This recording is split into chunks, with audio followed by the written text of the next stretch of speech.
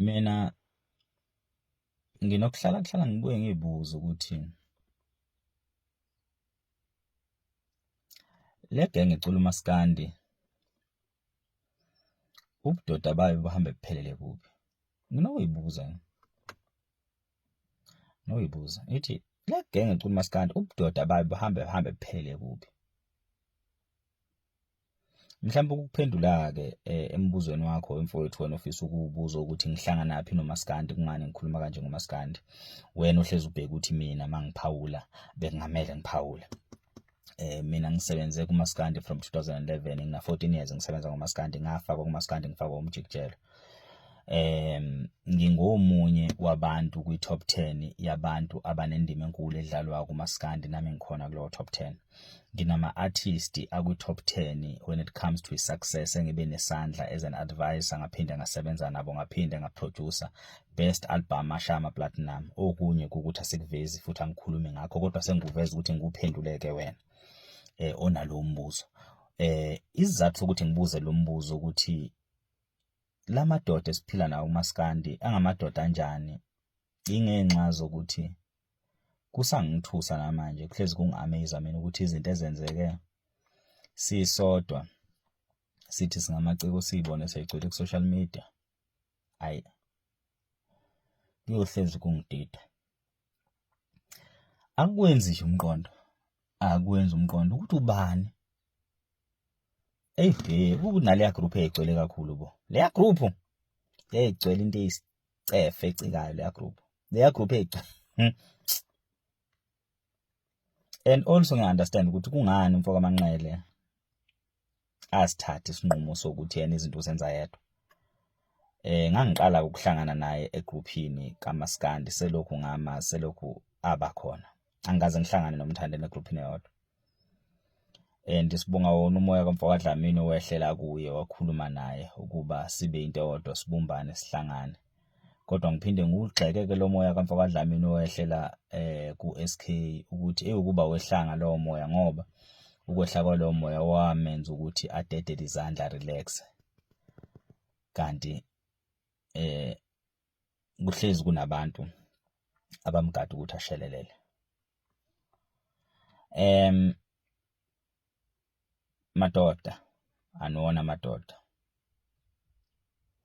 ngoba lento ayenziwa ngumuntu wesifazane, babekhona bona abantu besifazane kodwa ayenziwa ngumuntu wesifazane, and zilokhu iphuma lezi ithombe kancane kancane. Ngibone sekuvela nesikalimiti.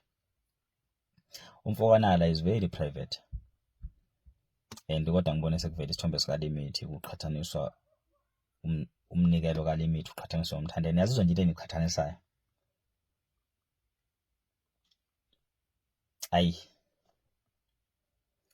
Hayi ingane zakwethu kubi phela, ngoba kunje umhlaba wepolitiki, umaskandi wepolitiki, nabalandeli bakhona abanayo indlebe elalela ngeqiniso, abafisa ukuzwa, bahlezi becabanga bona ukuthi kunomuntu oyilento akayiyo okungafanele abe yilento ayiya. Ngifisa nikwazi ingane zakwethu ukuthi it's either uMthandeni noma uKhuzani, lento abayiyo asoze sakwazi ukubaphuca yona, futhi nongabe siyafisa ukuba yibo asoze safika kubona. Umfoka Khuba-ke usebekezela isikhathi eside eqhubeka ehlanganisa nalama group kamaskandi, eba umholi, futhi njengamanje-ke umholi ngampela, kodwa usalinyazwa. Okuwukuthi mina ukuba kwakuyimi ngabe kade ngayeka phansi, kodwa ngenxa zokuthi uyayithanda into right usazama. Angazi ukuthi asemangaka ama-group ehlanganyela bona, kodwa ekugcineni kuphunywe nayo iqhubu. Right now kuphunywe nayo iqhubu ngento ebhedayo, okungamele ngisho ngabe kukhulunywa ngayo, kodwa nje kubhizi kukhulunywa ngayo. Kukhulunywa ngalento ekukhulunywa ngayo phezu kwesifo, phezu komuntu engekho emhlabeni. Kukhulunywa ngemali eyihlanganisiwe. Namhlanje kuhlangana abantu left nakarathi kukhuluma ngalezo zinto lezo. Uyazi ukuthi bonke labantu lezi zinto abayikhulumayo abayithathele emoyeni. Lezi zinto zikhulunywa abantu abazithatha from kulama group sihlangene kuona, because kunabantu abangayi-understand ukuthi yini brand, because abawona ama-brand, bazama ukuba ama-artist akuvuma kuhlangana. So therefore they always try by all means ukukhuphuka ngabanye abantu by ukuthi bebadonsele phansi.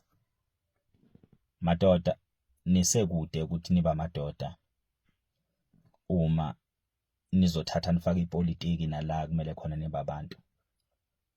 Ubuntu nje empilweni buyiyona yonke into. And umkhuba wami-ke mina ngiyasikhohlwa isitha ukuthi siyingozi kangakanani makumele ngiphile ngisiphilele noma ngiphilele abanye abantu. Mina ngiyakwazi ukuphila ngiphilela umuntu ngethemba lokuthi uzo-understand ukuthi isimo sikuphi. Njengamanje sisesililweni siyakhala, so ngisuke nginganakile khona umuntu ophethe induku lwayo, ngisuke ngikhala. Kusekunzima-ke manje nokukhala, sesizokhala sivula ihlelo lodwa because kunabantu esithi sikhala bona abakhali njengoba bela abekho ngalento esihlangene ngayo la, bona bezwe ngokwabo. Ubabona noma kuthiwa akusukuma amaciko kube yibona phambili ukudlula amaciko, uvela ubone ukuthi wena you don't even qualify kube niyiciko. Kodwa ngokuba siyakwazi ukhona la ebucikweni uyafisa, kodwa lento ayikho kuwe, kodwa nakho phakathi kwethu sikuyeke ngoba siyabona ukuthi all you do you just chasing clouds. You chasing ama-cloud even emngcwabeni, you chasing ama-cloud even nangezinto ezisensitive, you chasing ama-cloud nangezinto ey'dinga wena ukuthi ube umuntu. Ingakho uma uwumuntu obuyazikhohlwa ukuthi uwumuntu ugcina uphenduka kuba isilwane. Nisazoba izilwane-ke madoda uma ningezosebenzisa lokho enakuphiwa uNkulunkulu okuyikhono lwenu ukuthi nibe sendaweni efanele, kodwa nisebenzise ukudicelela amagama nezithunzi zabanye abantu.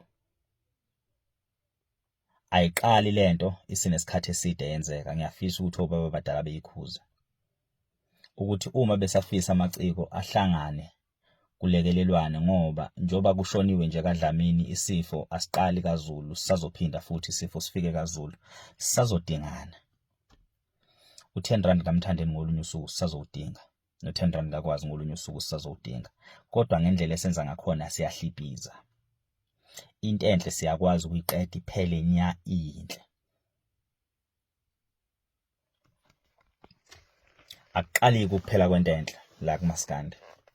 Seziningi izinto ezinhle iphela ziqedwa amaxoki aphakathi kwethu. Uma kuthiwa amaciko, ayikihlonishwe into yobuciko ukuthi makuthiwa amaciko sithi amaciko, not ophila neciko, because le genge ephila namaciko nale genge efisa kuba amaciko akuhlukane. Ubafica emngcwabeni beveza izandla bebhabhayisa, ubone ukuthi we owana B bebanga itraffic la endleleni, bejabulela ukuthi bona bayajatshulelwa. Ubone ukuthi ayikho lento le. Lento ufuna ukuzobukwa lo la. Sibangela itraffic lo. Usafisa akayazi lento. And ubhlungu umuntu ongabazi ukuthi ubuciko buuNkulunkulu, bubuNkulunkulu. uNkulunkulu ngesikhathi ekhanda iciko wayezikhanda yena. Yiciko kuphela likwazi ukudala into engekho ibe khona emhlabeni. Kodwa wena uma ungakwazi ukudala into engekho ibe khona iphile, abantu bekuhloniphe bekubabaze mawuqhamuka, ingakho uyohleza ucindezela abantu abaphakeme nabaphakanyiswayo. Uhlezi ufuna ukubadonsela phansi isathane. Angimazi, angikhulumi ngomuntu engimaziyo la. Kodwa kunabantu abahlezi belwa nobuNkulunkulu obukubantu. Ngoba ukuba kuya ngabantu ngabe mina kufanele ngihlezi ngithule ngicindezelwe ngokuba nakho ngusonkondlo, ngokuba nakho ngihlezi ngikhuluma ngiveza izinto esengizenzile la kwi-industry. Ukuba kuya ngabantu, umuntu ehlezi efuna ukuvika lobukhulu bakho. Yingakho ngimhlonipha ngimthanda umuntu ongaziyo ukuthi ngimngakanani. ngingemkhulu ngibe ngangokhuzani ngibe ngangomthandeni ngibe ngangonto encane kodwa ngimkhulu kuNkulunkulu wangidalayo. So hlonipha ubukhulu bami. Engangemkhulu umthandeni kulubukhulu bento osuke uyibhekile empilweni kodwa mkhulu ukunawe. Mkhulu futhi kubantu bakhe. So bafowethu asihlonipheni ubuciko, sihloniphe amaciko, siphinde sisebenzise ubuntu la kumele khona sisebenze khona ubuntu. Siyeke lengqondo esiyenzayo. Yimbi. Hey. Hayi.